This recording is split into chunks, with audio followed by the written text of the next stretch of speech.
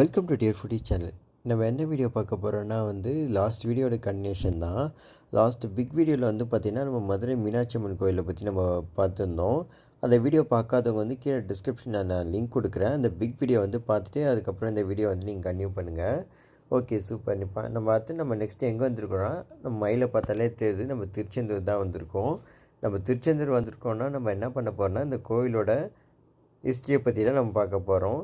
இதோட மித்தாலஜிக்கல் ஹிஸ்ட்ரியை பற்றியும் பார்க்க போகிறோம். அப்புறமேட்டா பார்த்திங்கன்னா இதோட ரியல் ஹிஸ்ட்ரியை பற்றியும் பார்க்க போகிறோம். அது நீங்கள் பண்ண இடத்துல ஒன்றே தான். அதுக்கு முன்னாடி நம்ம வீடியோக்குள்ளே போகிறதுக்கு நம்ம சேனலை கொஞ்சம் சப்ஸ்கிரைப் பண்ணிட்டு பாருங்கள். இது பார்த்திங்கன்னா நம்ம இன்ஸ்டாகிராம் பேஜ். உங்களோட சப்போர்ட் இதுக்கும் நீங்கள் கொஞ்சம் கோச்சிக்காமல் கொடுங்க. நான் போடுற வீடியோ நான் ஷார்ட்ஸாக நான் இந்த வீடியோ இதுலேயும் நான் அப்லோட் பண்ணுவேன். அதுலேயும் கொஞ்சம் சப்போர்ட் பண்ணுங்கள். அதேமாரி இது என் ஃபேஸ்புக் பேஜ். இதையும் கொஞ்சம் பார்த்து கொஞ்சம் ஹெல்ப் பண்ணுங்கள், கொஞ்சம் சப்போர்ட் பண்ணுங்கள் கோச்சிக்காமல். இதுலேயும் நான் வீடியோஸ்லாம் நான் நிறைய போஸ்ட் பண்ணுவேன். நான் பெரிய வீடியோ இதுக்கப்புறம் நான் இதுலேயும் நான் அப்லோட் பண்ண போகிறேன். இது ஆஸ் யூஷுவல் நம்ம யூடியூப்லேயும் ஆக்சுவலாக நம்ம கொஞ்சம் சப்ஸ்கிரைப் பண்ணுங்கள். சப்ஸ்கிரைப் பண்ணதோட கொஞ்சம் பிக் வீடியோவுக்கு கொஞ்சம் சப்போர்ட் பண்ணுங்கள். ஓகே, ஸோ இப்போ நம்ம வீடியோக்குள்ளே போயிடலாம்.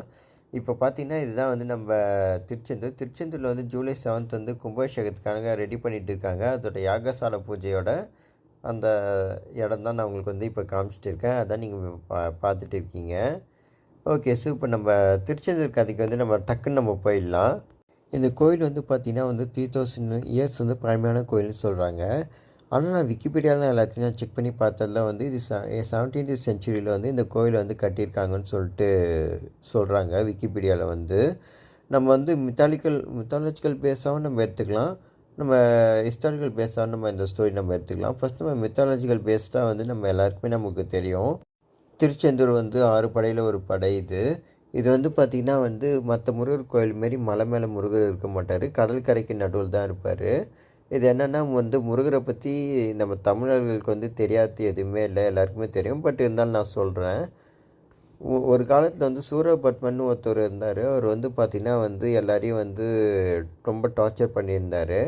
அப்போ என்ன பண்ணுறாங்க, எல்லாம் சிவபெருமாள்கிட்ட கேட்குறப்போ அவங்க நெத்திக்கண்லேருந்து வந்தவர் தான் முருகப்பெருமாள். இவர் ஆறாப்பர் ஒருத்தவராக வந்தார்.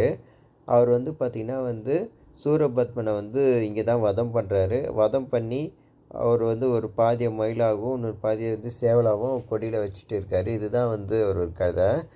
அவர் இந்த கோவில் பார்த்திங்கன்னா விஸ்வகர்மா, அதாவது தெய்வ சிற்பி விஸ்வகர்மாவால் இந்த கோவில் கட்டப்பட்டதுன்னு மித்தாலஜிக்கல் பேஸில் சொல்கிறாங்க. இதுதான் நம்ம திருச்செந்தூர் பற்றி நம்ம மித்தாலஜிக்கல் பேஸ் கதை. நம்ம ரியல் லைஃப் கதை பார்த்திங்கன்னா இந்த கோவிலை எந்த சேர சோழர் பாண்டியர் யாருமே கட்டலை. இந்த கோவில் ஒரு பணக்காரங்களே கட்டலை. இந்த கோவில் பார்த்திங்கன்னா ஒரு 5 அடியார்கள் கொண்ட இந்த குழு தான் கட்டியிருக்கு. இந்த ராஜகோபுரத்தை பார்த்திங்கன்னா இந்த நடுவில் இருக்கார் பார்த்திங்கன்னா தலப்பா கட்டின்னு இந்த ஆறுமுக சுவாமிகள் தான் இந்த ராஜகோபுரத்தை கட்டியிருக்காரு.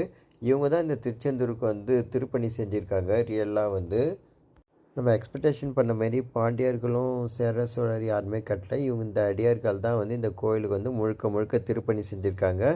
இவங்களோட ஜீவசமாதி பார்த்திங்கன்னா நம்ம திருச்செந்தூர்லேருந்து ஒரு 700 மீட்டர்ஸ் தள்ளி இருக்குது. நீங்கள் மறக்காமல் போய் பார்த்துட்டு வந்துடுங்க.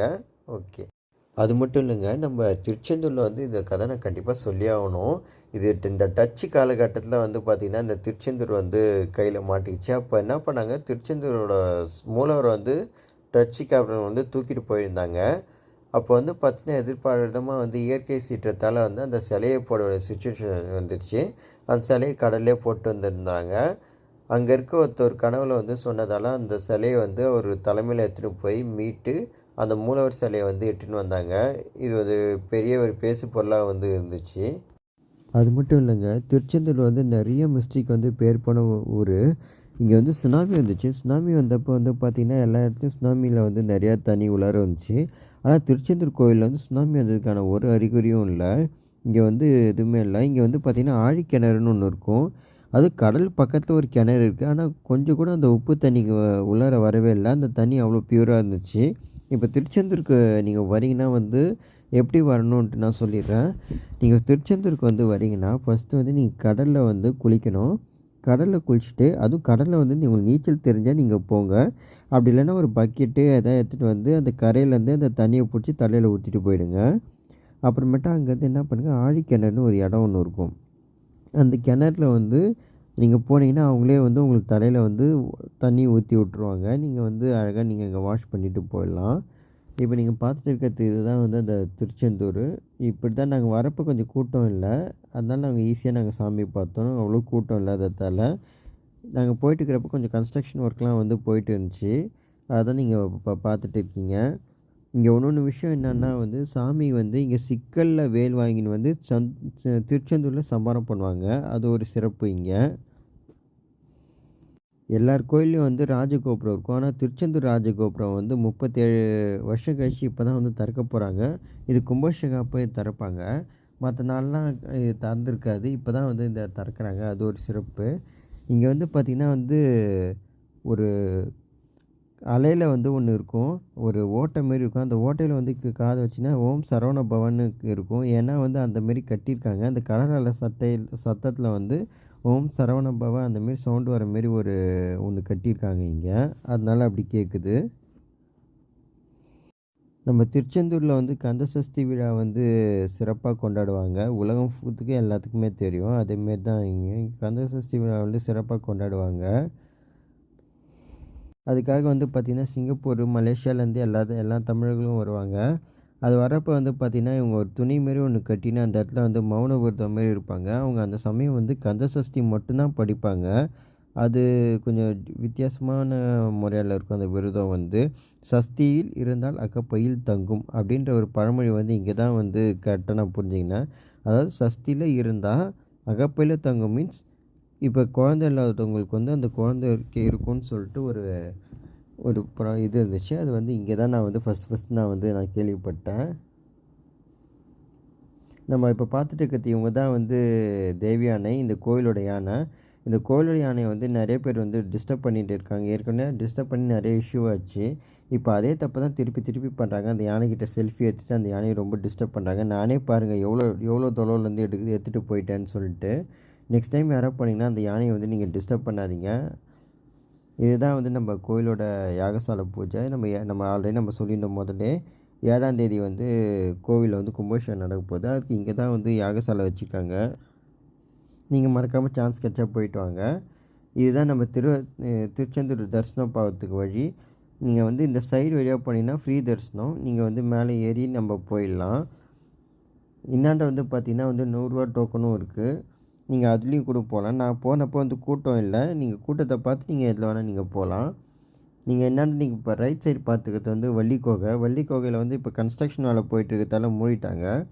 இந்த வள்ளிக்கோகையோட ஹிஸ்ட்ரி என்னென்னா, முருகப்பெருமாள் வந்து சம்பாரம் பண்ணிட்டு வரப்போ வந்து வள்ளின்னு ஒரு பொண்ணுக்கிட்ட பார்க்குறாரு. அவர் மேலே அந்த காதல் வந்ததால் என்ன பண்ணுறாரு, விநாயகரை வந்து யானையாக வந்து உருவெடுத்து வள்ளியை தடுத்து சொல்கிறாங்க. அதுக்கு பயந்துன்னு வள்ளி ஒளிஞ்ச இடம் தான் வந்து வள்ளிக்கோகை. இன்னமும் வந்து அந்த இடத்துல வந்து இப்போ கன்ஸ்ட்ரக்ஷன் போகுது. நான் நெக்ஸ்ட் டைம் போகிறப்ப அந்த இடத்துல நான் வீடியோ போஸ்ட் பண்ணுறேன். Okay, super. இது வந்து திருச்செந்தூரோட கடற்கரை. சில பேர் வந்து பார்த்திங்கன்னா வந்து நைட்டு கடற்கரையில் வந்து தூங்குறாங்க. அதுவும் நல்லாயிருக்கு. நான் அங்கே கொஞ்ச நேரம் உட்காந்து கொஞ்சம் அமைதியாக தியானம் பண்ணேன். எனக்கு வந்து மைண்ட் ஃபுல்லாக வந்து கொஞ்சம் ரிலாக்ஸாக இருந்துச்சு. எனக்கு வந்து நான் ஊரில் இருக்கிறப்ப எனக்கு அந்த தூக்கம் அவ்வளோ வராது எனக்கு. நான் திருச்செந்தூரில் வந்து நான் சாமியை பார்த்துட்டு கடற்கரையில் கொஞ்ச நேரம் தியானம் பண்ணிட்டு நான் தூங்கினேன். எனக்கு நல்லா தூக்கம் வந்துச்சு. எனக்கு அந்த தூக்கம் வந்து எங்கள் ஊரில் வரப்போ வரவே இல்லை. நான் திருச்செந்தூரில் நான் தூங்குறப்ப எனக்கு டைம் போனதே எனக்கு தெரியல. அந்தளவுக்கு நான் வந்து கடவுளை நான் பார்த்தேன் நான். நீங்களும் நெக்ஸ்ட் டைம் போனீங்கன்னா நான் சொன்ன மாரி வழிபாடு செய்யுங்க. உங்களுக்கும் வந்து திருச்செந்தூர் முருகரோட அருள் உங்களுக்கு கண்டிப்பாக கிடைக்கும். எனக்கு கந்த சஷ்டிக்குள்ளே வந்து எனக்கு ஒரு 20K சப்ஸ்கிரைபர் ப்ளஸ் ஃபாலோவர் எனக்கு மானிட்டேஷன் அடித்து நான் வந்து யூடியூப் அண்ட் இன்ஸ்டாகிராமில் நான் ஏர்ன் பண்ணுற மாதிரி சுச்சுவேஷன் வந்தால் நான் கண்டிப்பாக நான் வந்து கந்த சஷ்டி திருவிழா வந்து நான் லைவ் வந்து உங்களுக்கு நான் போடுவேன். அது நீங்கள் பண்ண வேண்டியது ஒன்றே ஒன்று தான். கொஞ்சம் கோச்சிக்காமல் கொஞ்சம் சப்ஸ்கிரைபு, கொஞ்சம் லைக்கு, அப்படியே வீடியோ மட்டும் கொஞ்சம் ஃபுல்லாக பாருங்கள். நான் பேசுகிறது எதாவது புரியல, ஏதாவது நான் தப்பாக பேசுகிறேன்னா நான் இன்ஸ்டாகிராம் பேஜ் கொடுத்துருக்கேன், நான் டிஸ்கிரிப்ஷனும் கொடுத்துருக்கேன். அதை நீங்கள் வந்து உங்கள் கருத்துக்களை வந்து நீங்கள் தெரிவிச்சுக்கலாம். நம்ம மயில் வந்து நான் எடுத்திருக்கேன் பாருங்கள். நான் தர்ஷனை பார்க்கறதுக்கு முன்னாடி அழகாக மயில் வந்து எனக்கு காட்சி கொடுத்துச்சு. அதான் நீங்கள் இப்போ பார்த்துட்டு இருக்கீங்க. ஓகே ஃப்ரெண்ட்ஸ், இந்த வீடியோ பிடிச்சா கமெண்ட் பண்ணுங்கள், லைக் பண்ணுங்கள், ஷேர் பண்ணுங்கள். உங்களுக்கு இந்த வீடியோ பிடிச்சிருக்குன்னு நம்புகிறேன். இன்ஸ்டாகிராம்லேயும் அப்புறமேட்டா வந்து ஃபேஸ்புக்லேயும் யூடியூப்லேயும் கொஞ்சம் சப்ஸ்கிரைப் பண்ணிட்டு பண்ணுங்கள். தேங்க்யூ ஃபார் வாட்சிங் ஃபுட்டீஸ். Thank you for all.